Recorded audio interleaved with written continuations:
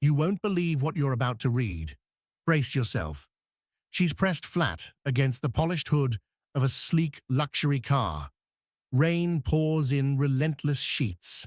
Water blurs the harsh edges of neon streetlights. A middle-aged white officer hisses through clenched teeth. "Stay down where trash like you belongs," and drives his knee into the spine of a black woman. Her face slams down onto metal, the collision muffled by the rain. A designer purse tumbles from her shoulder, its contents exploding onto the slick pavement, mixing with grimy puddles. Lipstick, an elegant wallet, stray papers.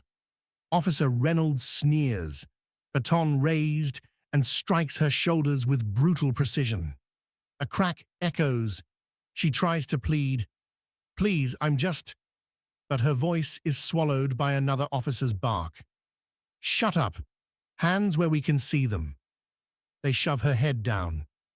Her breath catches in her throat, body trembling as her expensive suit begins to soak through. Her police academy ring catches a glint of streetlight. The skirt is drenched, fabric clinging to her legs. Her government-issued phone slips from her jacket, illuminating the gloom with an ominous glow. Commissioner Wallace calling. Neither Reynolds nor Benson sees. They're too busy laughing. Has this ever happened to you?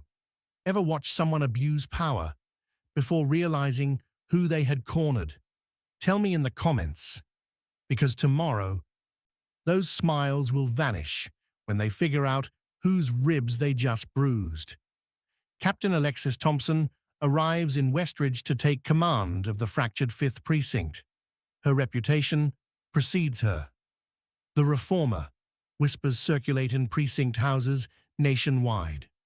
She unpacks her pristine uniforms in a quiet hotel room, laptop open. A fresh message from the commissioner blinks on screen. 5th Precinct leads state in excessive force complaints. We need your expertise. She exhales slowly. She's seen this before. Departments harboring rot, corruption masquerading as law and order. She decides her first week will be undercover. She spends the next hour planning. Her strategy is simple, but methodical. Note every interaction, document times, disparities, how officers treat neighborhoods differently. In plain civvies, dark jeans, simple blouse, tailored jacket, she drives through affluent Oakwood by night, logging patrol patterns, stops, demeanor. Meanwhile, Reynolds and Benson, settled in their patrol car, watch the same streets. Their unspoken rule: anyone who doesn't look like a resident gets questioned, stopped, moved on. When Thompson's nondescript black sedan drifts slowly down Maple Avenue, with her occasionally pausing to jot something on her phone, they notice. "Check her out," Reynolds says. "Someone's casing houses." Rear-view shadows dance, their lights flick on, tail lights flare. She pulls into a legal spot to continue her survey. Predictably, their lights spin on. Her hand hovers over her purse. If needed, she'll ID herself. But she wonders, how many times have they crossed the line when no badge could hold them back? They flank her.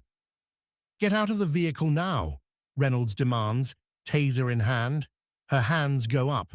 She steps out, water soaking her clothes. She greets them calmly. "Good evening, officers. Is there a problem?" The air crackles with hostility. "What are you doing around here?" "Just familiarizing myself." She meets their aggression with measured calm. "Valid point. People like you don't do that unless—" Benson smirks. She catches every tone, every implication. She knows this dance. "I assure you, I wasn't doing anything illegal." Her voice is steady. "ID now." She nods, reaching for her purse, then crashes into the car as Benson yanks her arm back. Her phone and wallet tumble out. "That's my identification," she says. Reynolds kicks the wallet away. "First, Tell us what you were really doing here. Rain pelts her face. Curtains twitch. Onlookers stay hidden. I work in law enforcement, she offers quietly. They break into laughter. Security guard, Reynolds mocks, watching the Macy's perfume counter. Humiliation drips from their tone. She memorizes every detail. Badge numbers, name tags, unit insignias, the violation in every hand gesture. Benson slams cuffs on her, too tight. Kneeling in rain she hasn't agreed to, the shock of cold shooting into her knees. She endures. She asks them to retrieve her ID. Instead, Reynolds taps her with the baton. Not enough to injure badly, but enough to sting. You don't make demands here. Her mind catalogues each injustice. Benson radios in a license plate check. Her car, registered 3 years ago, clean. Probably fake, Reynolds mutters. Stolen, maybe. A second car glides past. Sergeant Walsh rolls down the window. Everything under control? Thompson holds his gaze. He barely registers her. Need help? Nah. He drives away. More mental notes, supervisory neglect, lack of intervention, still handcuffed, knees bruised, she shivers. Benson circles, flashlight grazing her ring, her police academy graduation ring. He taunts. Pawn shop, maybe. I earned it, she says, calm, unwavering. She notices a precinct team photo, faces she's studied, some with buried complaints. She takes mental snapshots. 2 hours pass in holding, officers indifferent. The processing tone. Name? Address? Eventually, she asks for a phone call. Rebuffed. 3 more hours pass. Finally, around 2 a.m., she calls Commissioner Wallace. Speaking in code, the Sunset audit has begun ahead of schedule. Code Amber. He understands. Integrity test in progress. Extraction within the hour. She senses the sergeant's curiosity. Moments later, she's let go. No charges, no apology. Just a return of belongings to a plastic bag. She leaves into the night, calls a ride, heads back to the hotel. Inside, she peels sodden clothes, bruises along shoulders, wrists, knees. She photographs every wound, like a crime scene. She pores over files using federal access. Complaints. 6 excessive force charges against Reynolds and Benson, dismissed quietly. Patterns. Walsh appears in 3 of those, signed off by the failing Internal Affairs. This isn't random. It's systemic. Her phone rings, coffee shop tone from her desk, followed by subtle door movement back at the hotel. Her room has been searched. Security footage shows an 8-minute gap. Intimidation. She texts her secure line. Get full background checks on Reynolds, Benson, Walsh. A threat text comes through. Back off, or next time you won't walk away. She screenshots it. It becomes evidence, fuel for her plan. She goes to IA as a civilian consultant, reviewing complaint procedures. IA Lati. Barnes is too eager. She notices. She requests excessive force files from the last 18 months. He grants access, but only because she presses the commissioner's authorization. The files show tampered records, altered witness statements, body cam corruption, erased audio, bureaucratic paperwork used as weapons, dismissals without investigation. 10 other officers appear across the pattern. The rot spreads. Meanwhile, Reynolds and Benson are on edge.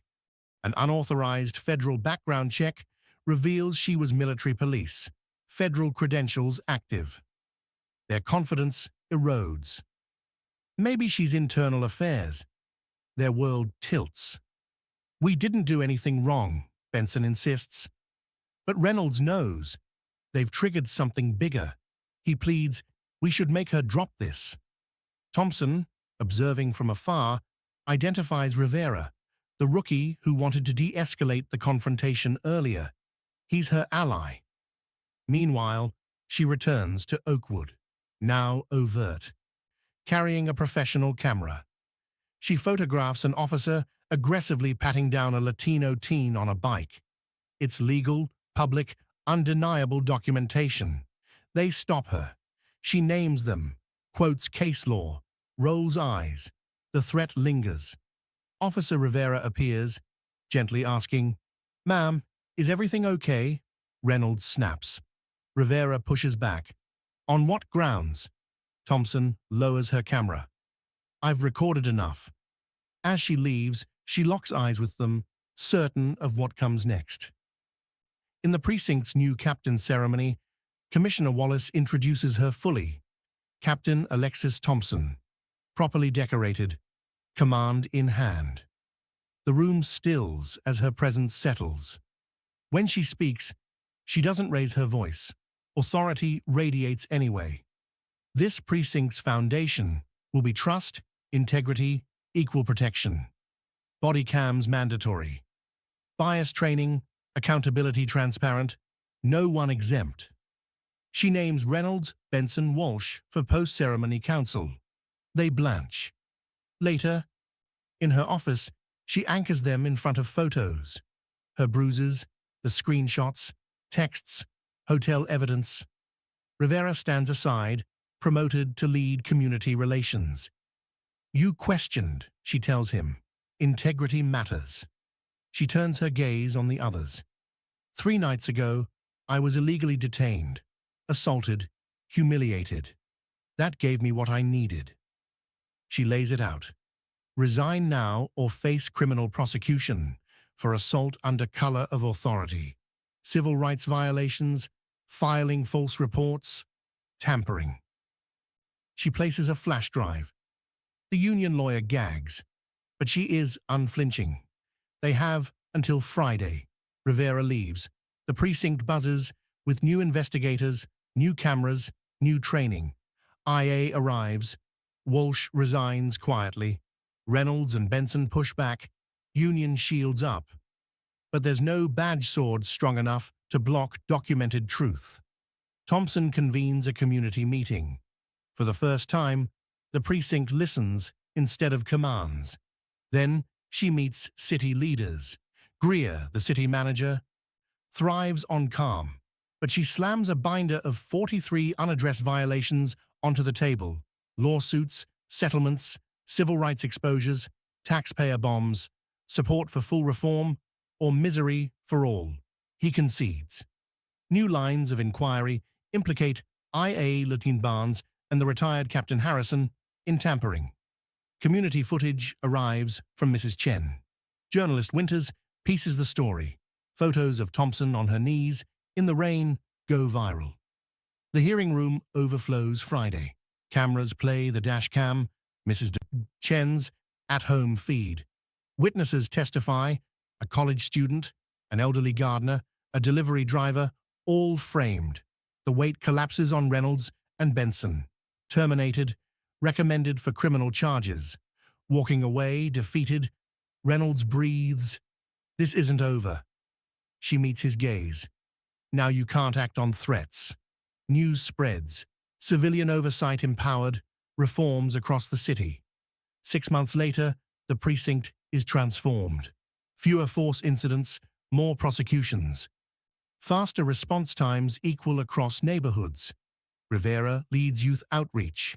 Residents write letters of thanks. Community leaders volunteer on oversight panels. Thompson chairs a city council meeting. Her reforms, now the standard department-wide. She ends security and consent, enforcement and equity. These go together. Trust is not optional. 1 year in, she strolls Oakwood. Neighbors wave. Mrs. Chen invites her to the opening of a youth center. She nods. "I'll be there." She passes former Benson, now a security guard. He turns away. No gloating. Justice served. Then she leads advisory council meetings, bridging gaps, solving problems together. She teaches new recruits. Your badge is more than authority. It's responsibility. The hard moments define you more than the easy ones. In her office, She reviews reports, not just crime stats, but community trust, cooperation, retention. Walls show smiling faces. A framed note from a teen. Thank you for making me feel safe for the first time. It rests where she can see it. Reform starts in the fall of justice. As sunset paints her office, she reflects. From humiliation in the rain to principled leadership, it's not over, but the foundation is laid. She touches the note and whispers, almost to herself, the fight never ends, but dignity demands it. And with that, she smiles, ready for what comes next. That's the one. Jack it up. Let it breathe. No headings, just raw, relentless narrative. Let me know if you'd like edits or revisions, tone, pacing, detail adjustments. Happy to help.